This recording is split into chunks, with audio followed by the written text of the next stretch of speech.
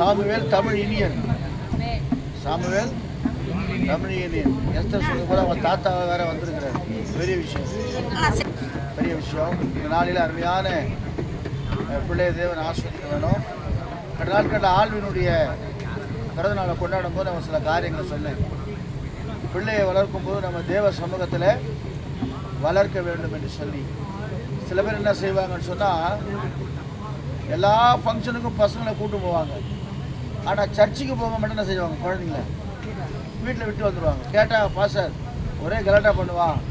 குழந்தைங்களை எல்லா இடத்துக்கும் கொண்டு போவது போல தேவ சமூகத்துக்கும் கொண்டு போகணும். ஏன்னா வேதம் சொல்லுகிறது, சாமுவேல் என்று அர்த்தம்னா என்னன்னு சொன்னால், 1 சாமுவேல் புஸ்தகத்தில் வேதம் எப்படியா சொல்லுகிறது. 1 சாமுவேல் புஸ்தகத்தில் அண்ணாளுக்கு ரொம்ப நாளாக குழந்தை இல்லாமல் இருந்துச்சு. அப்போது அவள் போய் மனம் கசந்து அழும்போது அந்த ஊழியக்காரனாகி ஏலி சொல்கிறாரு, சமாதானத்தோடு போ மகளே, கர்த்தர் உன் வாழ்க்கையில் அற்புதங்களை செய்வார்னு சொன்ன பொழுது வேதத்தில் வாசிக்கிறோம். 1ஆம் அதிகாரத்தில் 17ஆம் வசனத்தை வாசிக்கும் போது வேதம் எப்படியா சொல்லுகிறது, அதற்கு ஏலி சமாதானத்தோடு போ, கேட்ட கட்டளையிடுவாராக என்றார். என்றார்.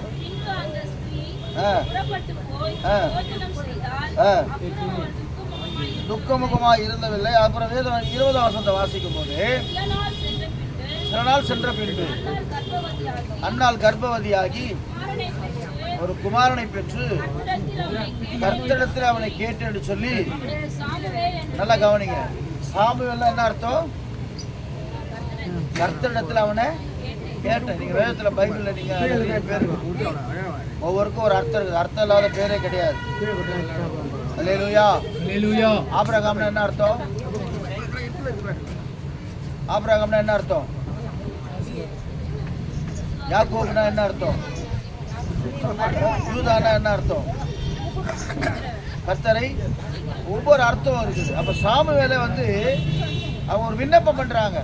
ஆண்டவரே, நான் மலடியாக இருக்கிறேன், எனக்கு ஒரு ஆண் பிள்ளையை கொடுத்தா அதை உமக்கென்று நான் வளர்க்குறேன்னு சொல்லி விண்ணப்பம் பண்ணுறோம். கர்த்தர் விண்ணப்பத்தின்படியே அந்த குழந்தைய கர்த்தர் கொடுக்குறாரு. அதுதான் அவங்க விவேகத்தில் சொல்கிறாங்க, சாமுவேல் என்று பெயரிட்டாங்க. ஏன்னா சாமுவேல்கிட்ட கர்த்தரிடத்தில் கேட்டேன்னு சொல்லி அந்த பிள்ளையை கர்த்தருக்கு ஸ்தோத்திரம் ஏலிக்கிட்டே கொடுக்குறாங்க. வேதம் சொல்லுகிறது, சாமுவேல் கர்த்தருடைய சபையிலேயே வளர்ந்தான்னு சொல்லி பைபிளில் வாசிக்கிறோம். அல்லேலூயா சொல்லுவோமா? ஆமாம். இந்த சாமுவேல் தமிழ் கூட சர்ச்சுக்கு வந்துட்டு உற்சாகமாகிடுவார். நல்ல கர்த்தரை ஆராதிக்கிறதுல, கை தட்டுறதுல நிறைய பேருக்கு உருவாகிருக்காங்க சபையில். கர்த்தருக்கு ஸ்தோத்திரம், தேவனுக்கு மகிமையுண்டாகட்டும். என்னன்னா, தேவ சமூகத்தில் வளர்ந்த 2 பேரை குறித்து வேதம் சொல்லுகிறது. ஒருத்தர் யாருன்னா மோசே. எல்லாத்துக்கும் மேலாக இயேசு கிறிஸ்து குறித்து வேதம் சொல்லுகிறது. லூக்கா சுவிசேஷம் 1ஆம் அதிகாரத்தில் 52ஆம் வசனத்தை வாசிக்கும் போது, தேவனுக்கு மகிமை உண்டாகட்டும். வேகமாக வாசிங்க, ஒருத்தர் வசனத்தை வாசிங்க. 2ஆம் அதிகாரம் 52ஆம் வசனத்தை வாசிக்கும் போது, 2:52 வாசிக்கும் போது, இயேசுவானவர் ஞானத்திலும் வளர்த்தியிலும் தேவ கிருபையிலும் மனுஷர் தயவிலும் அதிகமாய் விருத்தி அடைந்தார்னு சொல்லி வேதத்தில் வாசிக்கிறோம். வழியிலே சொல்லுவோமா? அப்போ ஒரு குழந்தை எப்படி வேணும் சொன்னால், முதலாவது ஞானம் அதுக்கு வேணும். ஞானம்னு சொன்னால் விஸ்டம், அறிவு. கர்த்தருக்கு ஸ்தோத்திரம். நல்ல புத்தியுள்ள குழந்தையாக ஆய் வளர்க்க வேண்டும் என்று சொன்னால், ஒவ்வொரு நாளும் தாயாருங்க சொல்கிறேன், தகப்பனாருக்கு சொல்கிறேன், பிள்ளைகள் தூங்குவதற்கு முன்பாக தலைமையில் கை வச்சு, ஆண்டவரே பிள்ளைகளுக்கு நல்ல விசேஷத்தை ஞானத்தை கொடுன்னு சொல்லி நம்ம ஞானத்தை கேட்கும்போது வேதம் சொல்லுகிறது, ஞானத்தை கொடுக்குறவர் யாரு? கர்த்தர் தான். நீதிமொழி புஸ்தகத்தில் வாசிக்கிறோம், கர்த்தர் ஞானத்தை தருகிறார், அவர் வாய் நின்று அறிவும் புத்தியும் வரும்னு சொல்லுகிறது பைபிளில் இருக்குது. அப்போ பாருங்க, இயேசுவான முதல்ல எப்படி வளர்ந்தாரா? ஞானத்தில். 12 வயசில் அவங்க அப்பா அம்மா அவரை தேடுறாங்க. ஆனால் அவர் எங்கே இருக்கிறாரு? எருசலேமுடைய தேவாலயத்தில் போய் உட்கார்ந்து கொண்டு பிரசங்கம் பண்ணி கொண்டிருக்கிறார். அவர் பேச்சு எல்லாரும் ஆவலாக கேட்குறாங்க. அப்போ எல்லாரும் ஆச்சரியமாகி போச்சு. ஆனால் சின்ன வயசுலேயே இவ்வளோ பெரிய ஞானமா? எல்லாருடைய கேள்விகளுக்கும் அவர் பதில் சொல்கிறார். 2வது வேதம் சொல்லுகிறது, வளர்த்தியிலோம். அப்படின்னா ஒரு நாள் ஆவிக்குரிய பிரகாரமாக வளரணும், மாம்சத்தின் பிரகாரமாய் வளரணும். வளர்ச்சி கர்த்தர் கையில் தான் இருக்குது. இல்லையா சொல்லுவோமா? தியானம் வேதத்தில் வாசிக்கும். தாவீது நாளுக்கு நாள் விருத்தி அடைந்தான், சேனைகள் கர்த்தர் அவனோடு கூட இருந்தார். அப்போ வளர்ச்சியில் கர்த்தருக்கு சொல்ற நல்லா வளர்ந்து ஆண்டவருடைய சமூகத்தில் நல்ல ஒரு நீதிமான வளர கர்த்தர் கிருபை செய்வாராக. மூணாவதாக சொல்லுகிறது தேவ கிருபை. ஒரு நாளும் ஆண்டவர் பிள்ளைகளை எப்படி பாதுகாக்கிறாரு? கிருபையினால கர்த்தர் பாதுகாக்கிறார். நாம் எவ்வளோதான் பாதுகாத்தாலும் சரி, எவ்வளோதான் கவனித்தாலும் சரி, நமக்கு தெரியாது. பிள்ளைங்க சில இடத்துல இடிச்சுக்கும், சில இடத்துல கீழே விழும், நம்ம பயப்படுவோம் நம்ம எதிர்க்க பார்த்து. ஆனால் ஒவ்வொரு நாளும் தேவ கிருபை என்ன செய்யுது? அவரோட அதே மாதிரி இயேசு கிறிஸ்துவோட கூட தேவ கிருபை இருந்துச்சு. அவர் எங்கே போனாலும் கர்த்தருடைய கிருபை இருந்துச்சு. அதே போல் சாமுவேலை குறித்து பார்க்கிறோம், கர்த்தருடைய கிருபை இருந்துச்சு. அப்போ தேவ கிருபையிலும் அதுக்கப்புறம் மனுஷர் தயவிலும் அதிகமாக அவர் விருத்தி அடைந்தார் சொல்லி வேதத்தில் வாசிக்கிறோம்.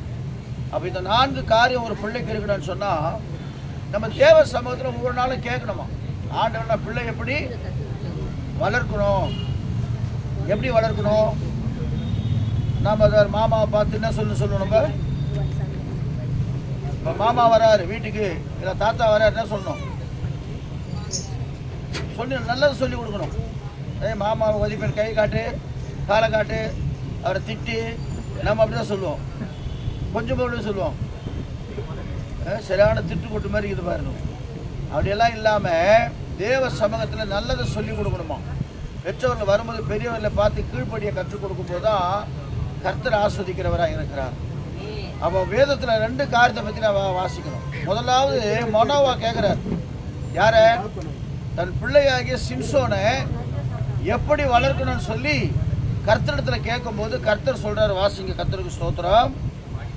நியாயாதிபதிகள் புஸ்தகத்தில் வாசிக்கும் போது, நியாயாதிபதிகள் புஸ்தகத்தில் 13ஆம் அதிகாரத்தில் 12ஆம் வசனத்தை வாசிங்க. அப்பொழுது மனோவா,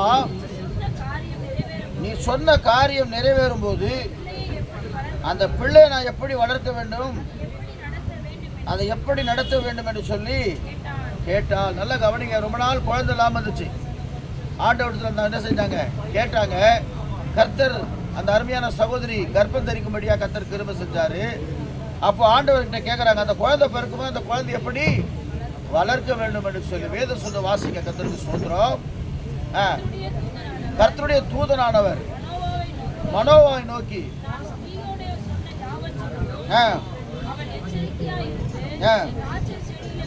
திராட்சை செடியில உண்டாயிருக்கிற ஒன்று சாப்பிடாமலும் திராட்சை ரசம் மதுபானம் குடிக்காமலும் தீட்டானதொன்று குசியாமலும்.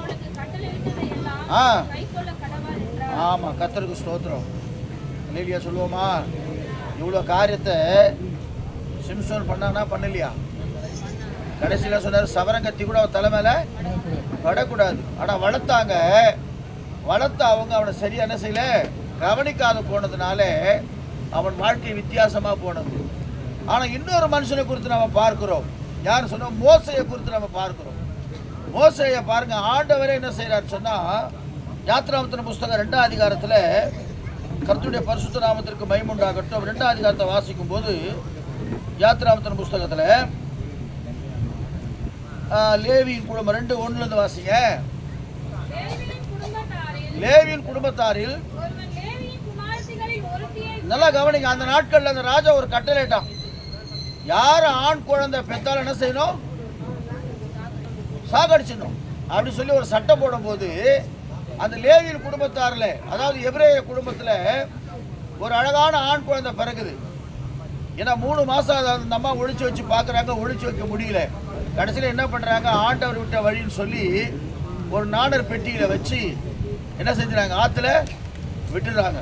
ஆற்றுல விடும்போது வேதம் சொல்லுகிறது, எனக்கு அன்பானவர்களே, வாசிக்க. கர்த்தருக்கு ஸ்தோத்திரம். 5ஆம் வசனத்தை வாசிங்க. அப்போது பார்வோனுடைய குமாரத்தி நதியில ஸ்நானம் பண்ண வந்தால்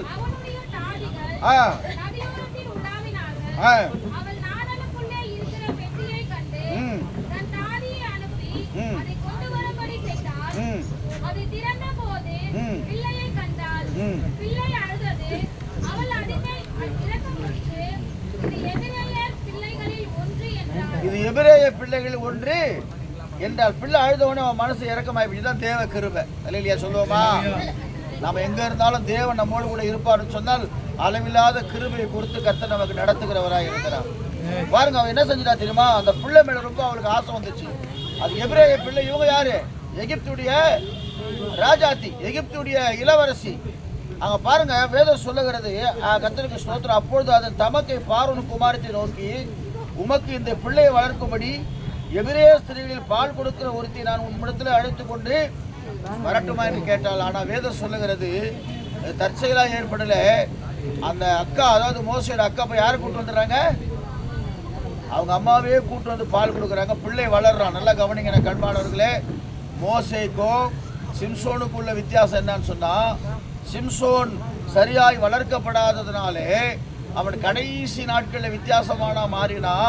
ஆனால் மோசையை குறித்து வேதம் சொல்லுகிறது, அவன் வளர்க்கும் போது ராஜாவுடைய அரண்மனை எப்படி வளர்ந்துருப்பான்னு பார்த்து தெரியுமா உங்களுக்கு? ரொம்ப சந்தோஷமா வளர்ந்தான். ஆனால் வேதம் சொல்லுகிறது, இப்படிப்பட்ட சந்தோஷத்தை பார்க்கலாம் தேவனுடைய பிள்ளைகளோடு கூட என்ன செய்யறேன்? பாடு அனுபவிக்கும்படி அந்த பாடுகளை தெரிந்து கொண்டு கர்த்தரால் நடத்தப்பட்டு, கர்த்தருக்கு சொல்ற வேதம் சொல்லுகிறது 120 வயது வரைக்கும் அவன் மறிக்காமல் கர்த்தருடைய ஊழியக்காரனாக கர்த்தரோடு முகமுகமாய் பேசின மனுஷனாய் வளர்ந்தான். அல்லேலூயா சொல்லுவோமா? அவன் என்ன, நான் பிள்ளைகளை உணர்த்தணும். இந்த சூழ்நிலை உலகம் வந்தா கூட நான் யாருடைய பிள்ளை?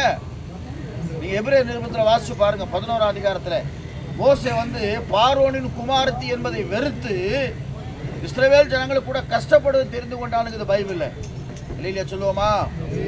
நம்ம காந்தியடிகளை பார்க்கிறோம். காந்தியடி யாரு பிறவில தெரியுமா? காந்தி தான் தெரியுமா? பாரிஸ்ல போய் படிச்சவர், பெரிய பணக்காரர். ஒரு நாள் மதுரையில் போய் போறாரு. மதுரைக்கு போனா விவசாயிங்க சட்டை கூட இல்லை, வெறும் கோமணத்தை கட்டி என்ன செய்யறாங்க, வயல்ல இறங்கி வேலை செய்யும் போது பார்க்குறாரு. பார்த்த உடனே அவருக்கு ஒரு கண்ணீர். இப்படியும் ஜனங்க கஷ்டப்பட்டு கொண்டிருக்கிறார்களே, அப்போ நான் இவ்வளோ பெரிய படிப்பு படித்து என்ன பிரயோஜனம் சொல்லி அந்த மதுரையில் சட்டையை காட்டினவர் தான். சாகிற வரைக்கும் அவர் சட்டையே போடல, ஒரே ஒரு வேசி. ஆனால் பெரிய பணக்காரர், படித்த பெரிய மனுஷன், பெரிய அறிவாளி, இந்த தேசத்தினுடைய பிதான்னு அவரை சொல்கிறோம். அப்படிப்பட்ட ஒரு மனுஷன் அன்றைக்கி வெறுத்தார். அவர் நினச்சிருந்தா ஆடம்பரமாக வாழ்ந்திருக்கலாம். இந்தியாவுக்கு அவர் தான் முதல்ல என்னவா இருக்கலாம், ஜனாதிபதியாக இருக்கலாம், முதல் பிரதமராக இருக்கலாம். ஆனால் அதெல்லாம் அவர் வெறுத்து ஒரு ஆசிரமம் அமைத்து ஜனங்களுக்கு சேவை செய்யும்படியாக விரும்பினார். இந்த மோசே அப்படிதான் ஆடம்பரத்தெல்லாம் வெறுத்து இஸ்ரவேல் ஜனங்களை வழிநடத்துகிற கருவியாய் கர்த்தர் அவனை தெரிந்து கொண்டார். நான் எதுக்கு சொல்ல வரேன்னு சொன்னால், வரும் நாட்களில் நம்முடைய பிள்ளைகளையும் கர்த்தர் அதுபோல தெரிந்து கொள்ள வேண்டும். இல்லையா சொல்லுவோமா? நம்ம என்ன செய்கிறோம்? நம்ம பிள்ளைங்களை பெரிய பணக்காரராக ஜெபம் வேணாம். ஆண்டவரே, இஸ்ரவேல் ஜனங்களை வழிநடத்துகிற எப்படி மோசையை தெரிந்து கொண்டீரோ அதே போல் எங்களுடைய பிள்ளைகளை தெரிந்து கொள்ளுங்க ஆண்டவரே. இந்த இந்திய தேசத்தை நடத்துகிற பிள்ளைகளாய் தெரிந்து கொள்ளுங்க அப்படி சொல்லி நம்ம ஜெபம் பண்ணணும். இல்லையா சொல்லுவோமா? நடத்தின அடிக்கடி சொல்லுவோம் சர்ச்சில், என் பிள்ளைங்க கலெக்டர் ஆகணும், அப்புறம் டாக்டர் ஆகி அமெரிக்காவுக்கு போயிடணும், இன்ஜினியர் ஆகணும், அமெரிக்காவுக்கு போயிடணும். இல்லை, எல்லாம் எதுவாக இருந்தாலும் கர்த்தருக்கு பயந்து மற்ற ஜனங்களுக்கு சேவை செய்கிற பிள்ளையாய் மாற்றுங்க. ஒருத்தர் வாயிலாவது ஊழியக்காரனாக வரணுங்கிறத பற்றியா? ஏன்னா ஊழியக்காரனா தெரியும் கஷ்டம். அதனால உங்கள் விருப்பப்படியே கர்த்தர் செய்ய போறாரு. சாமுவேல் தமிழ் இனியன், ஒரு பக்கம் தமிழ் மேல இருக்கிற பற்றினால தமிழ் இனியன். அந்த டாக்டர் பார்க்கும்போதெல்லாம் அவனை கொஞ்சுவார், இனியன் இனியன். ஒரு பக்கம் சாமுவேல். அப்போ வயிற்றுல இருந்து பிறக்கும் போது நாங்கள் ஜெபம் பண்ணோம், என்ன பேர் வைக்கலாம்னு சொல்லி. சாமுவேல் ஒரு பக்கம் இருந்தாலும் தமிழ் இனியன் சொல்லி, இப்போ சாமுவேல் தமிழ் இனியனை கர்த்தர் ஆசீர்வதிக்கும்படிக்காக நாம் எல்லாம் ஒரு விஷயம் கர்த்தரை ஸ்தோத்திரம் பண்ணுவோமா? ரைட், கர்த்தருக்கு ஸ்தோத்திரம். இதுக்காக ஒருத்தர் ஜெபம், சிஸ்டர் ஜெபம் பண்ணுங்க, லிடியாஸ் ஜெபம் பண்ணுங்க, அப்புறம் வந்திருக்கிற சகோதரிமாரில் ஒருத்தர் ஜெபம் பண்ணுங்க. சீக்கிரம் செலுத்துகிறோம், நன்றியோடு துதிக்கிறோம்ப்பா. எங்களை நேசிக்கிற நல்ல தகப்பனே, இந்த நாளில் கர்த்தாவே ஸ்தோத்திரம் ஆண்டவரே. அப்பா, அந்த சாமிகளுடைய கர்த்தாவே அப்பா ஆண்டவரே ஸ்தோத்திரம். பிறந்த நாளை கர்த்தாவே உடைய கரத்திலே நாங்கள் ஒப்பு கொடுக்குறோம் ராஜா. ஸ்தோத்திரம் கர்த்தாவே அப்பா ஆண்டவரே. கடந்த ஒரு வருடமாக அந்த மகனை கண்ணின் கருவிழி போல பாதுகாத்து பராமரித்து என் தகப்பனே அப்பா, அந்த 2வது வயது நீ கூட்டி கொடுத்த கிருபைக்காக ஸ்தோத்திரம்ப்பா. இந்த வருடம் முழுக்கும் கர்த்தாவே உடைய அன்பும் உடைய அரவணைப்பும் கர்த்தாவே சோத்திரப்பா உடைய கிருபையும் கர்த்தாவே அப்பா சோத்திர தகப்பனே சோத்திரம் கர்த்தாவே தாய் மறந்தாலும் தங்கத்தாய் மறந்தாலும் என் தேவரீர் நீர் எங்களை மறவாத தேவன் அப்பா ஆண்டவரே அந்த மகனை கர்த்தாவே நீ மறவாமல் ஆண்டவரே அப்பா வியாதிகளோ கர்த்தாவே பலவீனங்களோ ஒன்று அந்த பிள்ளைக்கிட்ட நெருங்காதபடி இயேசுவின் நாமத்தினால வேலையடித்து அந்த மகனை பாதுகாத்து கொள்ளும் அப்பா ஆண்டவரே ஸ்தோத்திரப்பா பரிசுத்த ஆவியானவரே தாயும் தகப்பனையும் ஆண்டவரே உற்றார் உறவினர்களையும் ஒப்பு கொடுக்குறப்பா உன்னதமான தேவன் தகப்பனே பாதுகாத்து கர்த்தாவை நீ வழி நடத்தும்படி ஜெபிக்கிறப்பா ஆண்டவரே உன் கரங்களில் கர்த்தாவை ஒப்பு கொடுக்குறப்பா நீர் ஆசீர்வதித்து பலப்படுத்தும் தடைகளை உடையும் இயேசுவின் நாமத்தில் ஜெபிக்கிறோம் நல்ல பிதாவே ஆமென். பெரிய ஆசீர்வாதத்தை சப்பா அந்த பிள்ளை ஆண்டவரே சப்பா நுகர்ந்து வளர ஆண்டவரே ஆவியானவரே சூத்திர கத்த ஆண்டவரே சப்பா பிள்ளைக்கு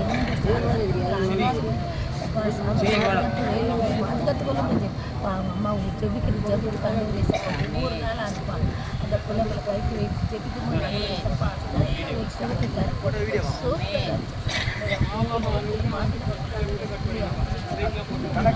ஆகுபடி கண்டு சப்பா பேசி நாமத்தில் ஆண்டவரே சப்பா பிள்ளை ஆண்டவரே வேண்டி வருஷத்துக்குள்ள முடிச்சு சப்பா சப்பா சப்பா நீட்டு ஆண்டவரே சப்பா இப்போ இருக்க பிள்ளை ஆண்டவரே சப்பா ஆண்டவரே சப்பா ஆண்டவரே ஆசீர்வதிக்கு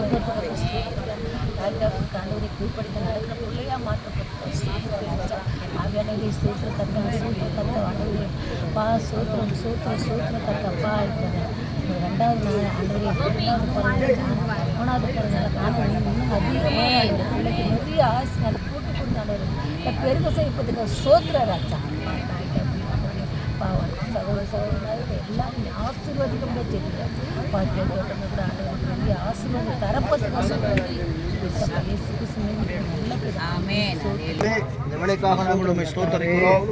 வருஷத்தை நன்மையால் முடிசூட்டுகிறேன் உடைய பாதைகள் நெய்யாய் பொழுது சொன்ன வாக்குத்தத்தின்படியாய் பிதா குமாரன் பரிசுத்தாவின் நாமத்தினாலே அருமையான பிள்ளை நீங்கள் தந்தீங்க அதற்காக ஸ்தோத்திரப்பா. இந்த 2வது வருஷத்தை காண செய்றீங்க ஆண்டவரே. 2வது வருஷத்தில் மேன்மையான காரியங்களை கத்தாமை பிள்ளை காண உதவி செய்யுங்க. ஆயுஷ் நாட்கள் பெருக செய்து பிள்ளைக்கு விரோதமாக செயல்படுகிற வல்லமைகளை அழிந்து போகட்டும். கர்த்தர் பிள்ளையோடு கூட இருந்து சாமியில் திருப்பி அதே போல சாமியில் வழி நடத்தும். தொடர்ந்து நாமத்தை மையப்படுத்தும். இயேசு நாமத்தில் பிதாவே ஆமென். சத்தமா சொல்லுங்க. ஹாப்பி பர்த்டே பாடலாமா?